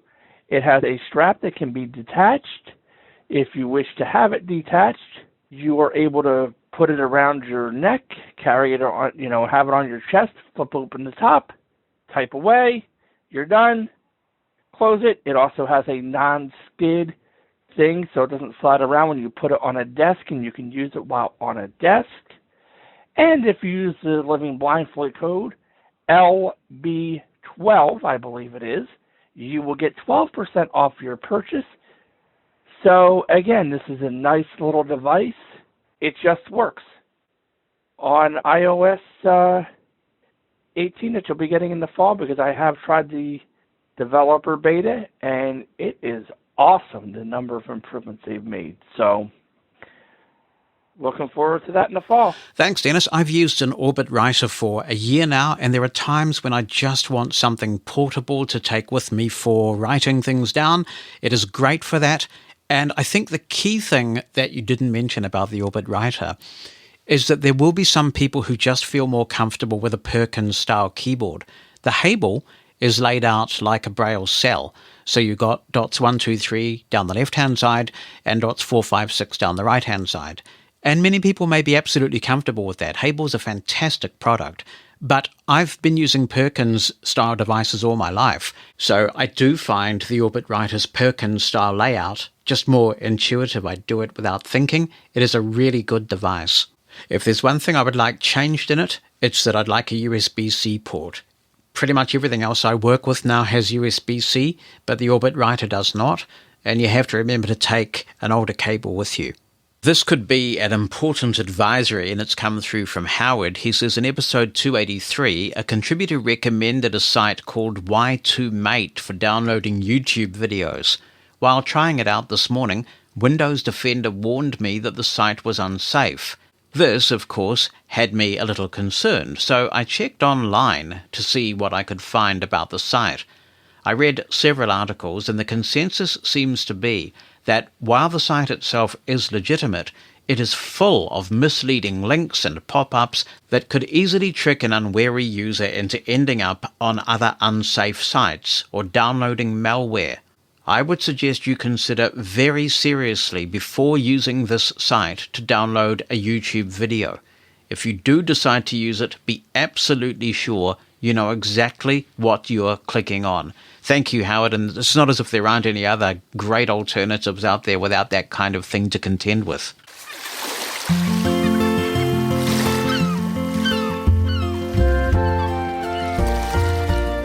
It has been a long time since that music has graced the podcast, and down from 0G, it's the famous Bonnie Bulletin. Kia ora. Well, kia ora, welcome. What do you think of this 0G business? Because we haven't talked about 0G on the podcast. Well, they do know it's the bed, right? Well, no, they don't, because we've never talked about it on the podcast. Okay. That's what I'm saying. So it's kind of the new thing in sleep technology, I guess you might say, where it's supposed to keep your head and legs above your heart. Is that right? So it helps with circulation and sleep and all that good stuff. So we've got this cool new bed, is what we're saying. And it's got this really nice remote control, which is fully accessible, all the buttons on it. Yeah. And you can elevate the head, you can elevate the foot of the bed, and then there's a 0G button that puts it in this magic position determined by science. And we did quite a lot of shopping around for these beds. And one of the things that I found that I thought was quite intriguing initially was that some of them do a massage thing. And I thought, this has got to be good. And Bonnie said, it's a gimmick. It is a gimmick. Anyone that grew up in the 70s, I don't know if it's still around today, but if you ever went on road trips and stayed at the Days Inns and Holiday Inns and those places, you could put a quarter in the bed and it would vibrate. Really? Yes. That's interesting. It gave you a massage. Well, I wasn't prepared to believe you. I said, be gone with you, woman. It's a great idea. And then we went to the shop, and even the guy there who was selling them said, it's a gimmick. Yeah. Mind you, he didn't like the 0G either, did he? No. But I said, I have to try one. So we got on the 0G bed with the massage button, and I have to confess, it wasn't worth the price. No, just instead of a quarter now, it's $2,000. Yeah. So when you're a kid, you thought it was hysterical because you just sit on the bed and it would just jiggle back and forth. But yeah. So we ended up just getting the one without the massage option, and we didn't get a split one either, because some of them you can split either side, so one of you can have a different level of elevation from the other. But the trouble with that is you get this kind of bit in the middle, you know what I mean? Like the split. I don't like that. So, but we're quite happy with this. We do the 0G thing all the time now. Yeah. Yeah, it's very nice. It can be hard to get out of it, though, sometimes. It's incredibly relaxing having this 0G thing. Are you sleeping better? Yeah, I think so. That's good. And we also, got this new memory foam thing. So, you spend 1/3 of your life in bed. Yeah. That's basically the calculation. So you may as well. And the commercials. What about the water beds in the 70s? I never had one. And My sister had one, so I got to sleep in one a few times. Yeah, I never slept in one. I never knew anyone. The only time I ever laid on one was a friend of mine had one. I knew a couple people that had them, but we never had them. They can be hard to maintain, and they're heavy, apparently. They are. They can go through the floor when you get them, you fill them up and stuff like that. Yeah, but I mean, there was apartment buildings that you cannot have a waterbed on the second. And you know people did it, so hopefully there's not someone somewhere who was minding their own business one day and a big bed come through the ceiling. But why did they go out of fashion? I mean, one minute they were probably everywhere. Come back. I always wanted a water chair. I always thought that would be kind of cool. Huh. I don't know. That's. I mean, why did shag carpet go out of fashion? I don't know. Did it? Yeah, I think so. It's probably coming back soon. So when you put money in the meter or whatever for the vibrating bed, that reminds me of how my parents used to take us to the camping grounds when we were kids, and they'd have these pool tables where you'd put 20 cents or whatever, and the balls would all come rolling out the thing. But the white ball was different. It was a slightly different size, and if you accidentally sunk the white ball, it would come back out another little slot, you know? Mm-hmm. They were fun, those coin-operated pool tables. I remember those, the coin-operated pool table. Yeah. Yep. You'd hear people go chink in the campground. Yeah. But we are not going to see, I don't think, a coin-operated pool table in the near future because we are off to Orlando, and I thought we'd do a bit of a preview. We'll take various Zoom devices to record. Yeah. And last year we did a kind of a convention diary, which we played. So we may well try that again this time with the H1 Essential. But I thought I'd just get you into the studio to tell us about what you're looking forward to, all those things. It's always great to be back in the States, you know, and see everybody. We won't be able to do any visiting this time, unfortunately. But probably don't want to visit too much anywhere because it's so blooming hot right now. So you'd be stuck in the house. But it'll be nice to see people, and it's just nice being around blind people, you know, just networking and professionalism and seeing all the new technology and just kind of getting away for the week. The traveling part's not much fun, but, you know, getting there is fun and being away and just kind of being in that bubble for a week. So. It's a harder trip for us compared to Houston because it's not a direct flight. No. So we go from Wellington to Auckland, and then we change terminals to go to the international terminal. Then we go to and then Houston. we've got a lot. We are doing the flight to Houston, and then we get off at Houston and we have to go to Orlando from there. Yeah. So it's a very long flight. It I is think longer it's than going to be normal. about 24 hours of travel all up. Yeah. I mean, I'll sleep, which is good because I have my magic potion. Yeah. So I'll be ready to rock and roll, hopefully, when we get there. But because we won't get into Orlando till like midnight. Yes, it's very late on the second we get in. So we're looking forward to capturing some interesting interviews and just catching up with people, and it should be very exciting. My friend is coming that I've known since I was very little. Oh. And she's coming down to the convention. She's never been to NFB before, so she's coming down from D.C. She's never been to an NFB convention. So I'm kind of looking forward to just having stupid girl time. Oh, boy. Okay. Watch our world. Well, I'm looking forward to having stupid political geek time because on the evening of the 4th of July, I am going to be closeted in my hotel room following the election in the UK. That's Thursday? That is Thursday, yes. Elections in the UK are always on a Thursday. Yeah. So Sarah and I can go storm the exhibit hall. You're not going to be glued to the exit polls. Because we go to every single booth, which is sort of like a weird tradition. But don't the exhibits close at 5 o'clock? That's when the election starts. Oh, darn. Yeah. We'll have to do something. Anything you're hoping to see or buy or anything at the exhibits, dare I ask? Probably not. I mean, I was thinking about, they always have the NFB tables with their merch. You know, they're selling the snack packs again this year. Might get one of those. You like to contribute to the little groups. And then they're good salesmen, too. I know Louisiana will probably have their hot seasoning, which I don't think we can bring back in the country. Louisiana spices. The Louisiana spices. And I really hope they have good maps again, because I just found that an extraordinary experience last year. I think they do. I think I heard they were. And I love that. Just knowing what booth you wanted to visit and getting absolutely accurate information about how to get through the exhibit hall to the particular booth you wanted. It was a fantastic experience. One thing I had forgotten, because I hadn't been to a convention in many years, was how loud when you go in that exhibit hall. It's It just is like really, a wall really- of noise, and I had just forgotten about how overwhelming. Yes, that- well, it will certainly be a good test for my new hearing instruments. Might be able to hear better than me in there. Oh, one never knows. Yeah, I'm looking forward. It looks like there's some really neat places to eat in the hotel, like a deli. And I do miss delis living here. Getting a deli sandwich, like a turkey and cheese and that sort of thing. And there's a spa in the hotel. So you have to go across the sky bridge to get to the convention center. And I haven't done that in a long time. Yeah, I understand the main hotel filled up pretty quickly. Yeah, there's apparently something else going on in the hotel, so that'll be interesting. It's always kind of interesting to see what else is. I know when the last time I was in a convention in Louisville, there was a judges convention.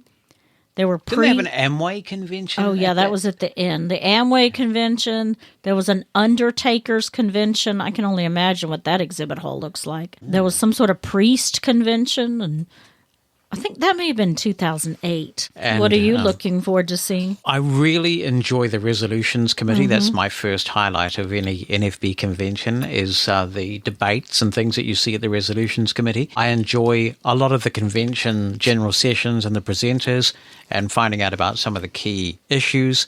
I'm also speaking to the DeafBlind division, and that will be on the 5th of July in the afternoon.